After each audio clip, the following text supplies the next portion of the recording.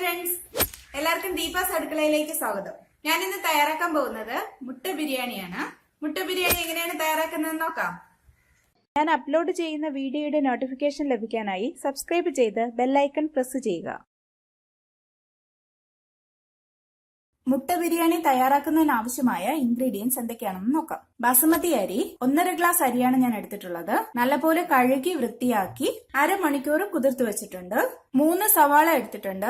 2 സവാള ഇതുപോലെ ചെറിയ കഷ്ണങ്ങളായി ചെറുതായി പൊടിയായിട്ട് കട്ട് ചെയ്തെടുക്കണം. 1 സവാള ഇതുപോലെ നീളത്തിൽ അരിഞ്ഞെടുക്കണം. 2 തക്കാളി ഇതുപോലെ ചെറിയ കഷ്ണങ്ങളായി കട്ട് ചെയ്തത്. 2 പച്ചമുളക് ചെറുതായി കട്ട് ചെയ്തെടുക്കണം. ഒരു 10-12 അല്ലി വെളുത്തുള്ളിയും 1 കഷ്ണം ഇഞ്ചിയും അരച്ച് പേസ്റ്റ് ആക്കി എടുത്തതാണ്. 4 മുട്ട പുഴുങ്ങിയെടുത്തതാണ്. ഒരു 3 ടീസ്പൂൺ തൈര് എടുത്തിട്ടുണ്ട്. പുഴുങ്ങാത്ത 2 മുട്ട ഞാൻ എടുത്തിട്ടുണ്ട്. അത് സ്ക്രാമ്പിൾ ചെയ്ത് ഇടാൻ വേണ്ടിയിട്ടാണ്. ഇനി അതിൽ ചേർക്കാനുള്ള മസാലകളാണ് ഞാൻ കാണിക്കുന്നത്. കാശ്മീരി മുളക് പൊടിയും ഉണ്ട്, സാധാ മുളക് പൊടിയും ഉണ്ട്. ഓരോ ടീസ്പൂൺ വീതമാണ് ഞാൻ എടുത്തിട്ടുള്ളത്. 1 ടീസ്പൂൺ മല്ലിപ്പൊടി, 1/4 ടീസ്പൂൺ മഞ്ഞൾപ്പൊടി, 1 ടീസ്പൂൺ ഗരം മസാല പൊടി. ഞാൻ പട്ട, ഏലക്ക, ഗ്രാമ്പു, പെരിഞ്ജീരകം ഇതെല്ലാം കൂടി ചേർത്ത് വറുത്ത് പൊടിച്ചെടുത്തതാണ്. 1/2 ടീസ്പൂൺ കുരുമുളക് പൊടി.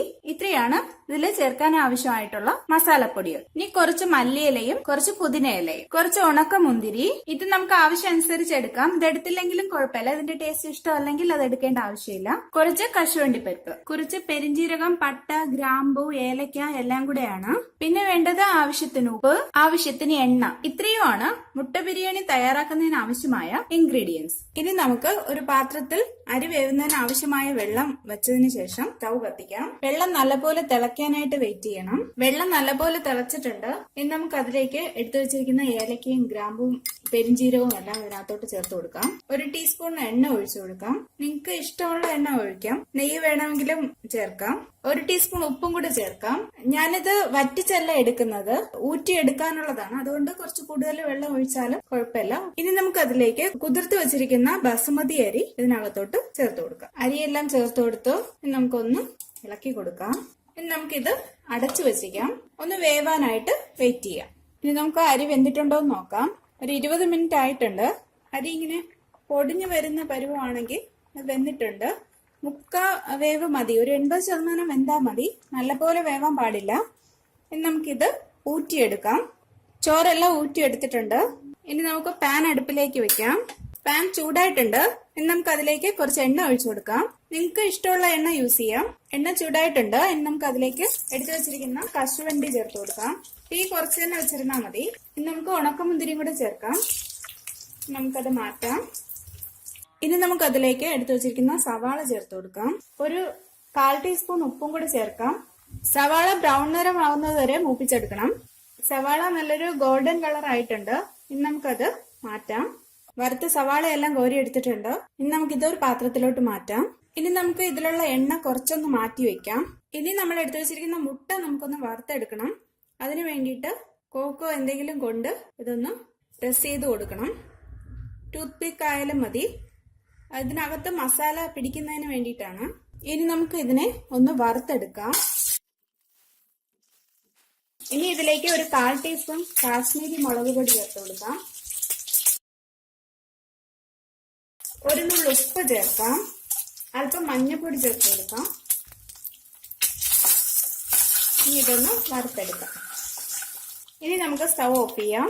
ഇത് ഈ പാത്രത്തിൽ നിന്ന് മാറ്റാം. ഇനി ഒരു പാത്രം അടുപ്പിലേക്ക് വെക്കാം. ഇത് 2 മുട്ട പൊട്ടിച്ചൊഴിച്ച് വെച്ചതാണ്. ഇതിലേക്ക് 1 നുള്ളു മഞ്ഞൾപ്പൊടി ഇട്ട് കൊടുക്കാം.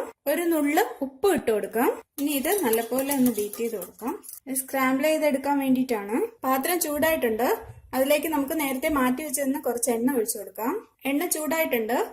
നമുക്ക് അതിലേക്ക് മുട്ട ഒഴിച്ചു കൊടുക്കാം.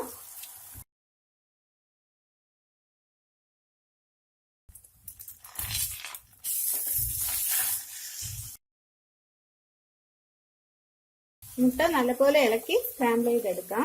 മുട്ട പാകമായിട്ടുണ്ട്. ഇനി നമുക്കിത് ഒരു പാത്രത്തിലോട്ട് മാറ്റാം. ഇനി നമുക്ക് ഈ പാത്രത്തിലോട്ട് കുറച്ച് എണ്ണയും കൂടെ ഒഴിച്ചു കൊടുക്കാം. എണ്ണ ചൂടായിട്ടുണ്ട്. ഇനി നമുക്ക് അതിലേക്ക് അരിഞ്ഞു വെച്ചിരിക്കുന്ന സവാള ചേർത്ത് കൊടുക്കാം.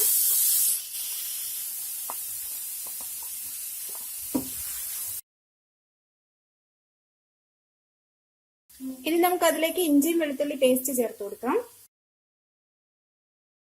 1 സ്പൂൺ ഉപ്പും കൂടെ ചേർക്കാം. എടുത്തു വെച്ചിരിക്കുന്ന 2 പച്ചമുളക് ചേർക്കാം. സവാള ഒരു ബ്രൗൺ നിറം ആവുന്നവരെ വഴറ്റി കൊടുക്കണം. സവാള ഒരു 5 മിനിറ്റ് മൂത്തിട്ടുണ്ട്. ഇനി നമുക്ക് അതിലേക്ക് അരിഞ്ഞു വെച്ചിരിക്കുന്ന തക്കാളി ചേർത്ത് കൊടുക്കാം. ഇത് 5 മിനിറ്റ് നല്ലപോലെ ഒന്ന് മൂക്കട്ടെ. സവാളയും തക്കാളിയും എല്ലാം നല്ല തീയിൽ ഒരു 5 മിനിറ്റ് നല്ലപോലെ മൂത്തിട്ടുണ്ട്. ഇനി നമുക്ക് അതിലേക്ക് എടുത്തു വെച്ചിരിക്കുന്ന മസാലകളെല്ലാം ചേർത്ത് കൊടുക്കാം. മുളക് പൊടി, മല്ലിപ്പൊടി, മഞ്ഞൾപ്പൊടി, മസാലപ്പൊടി, കുരുമുളക് പൊടി എല്ലാം ഞാൻ ചേർത്തിട്ടുണ്ട്. ഇനി ഇതെല്ലാം നല്ലപോലെ മിക്സ് ചെയ്ത് കൊടുക്കണം. ചെറിയ തീയിൽ വെച്ചാൽ മതി. ഇനി നമുക്ക് ഇതിലേക്ക് എടുത്തു വെച്ചിരിക്കുന്ന തൈര് കൂടി ചേർത്ത് കൊടുക്കാം.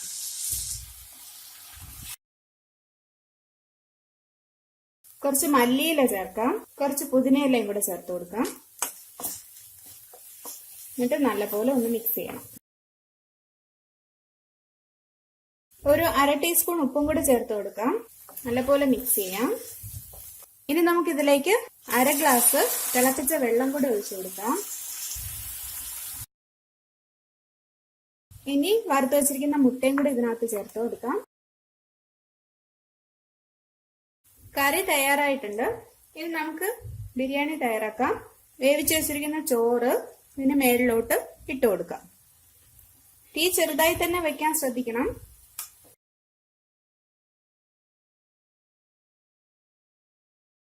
ഇനി നമുക്ക് ഇതിന് മുകളിലോട്ടായിട്ട് കുറച്ച് മല്ലിയില ഇട്ട് കൊടുക്കാം.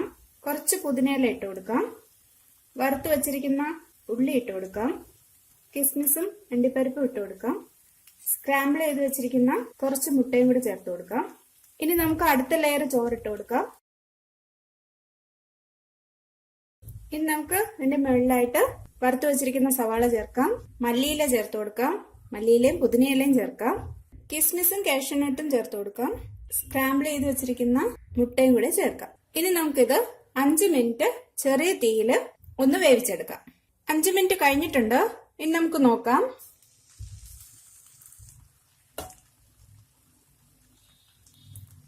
എല്ലാം വെന്ത് പാകമായിട്ടുണ്ട്. നമുക്ക് സ്റ്റൗ ഓഫ് ചെയ്യാം. നമുക്കിനി ബിരിയാണി ഒരു പാത്രത്തിലോട്ട് മാറ്റാം. സ്വാദിഷ്ടമായ എഗ് ബിരിയാണി തയ്യാറായിട്ടുണ്ട്.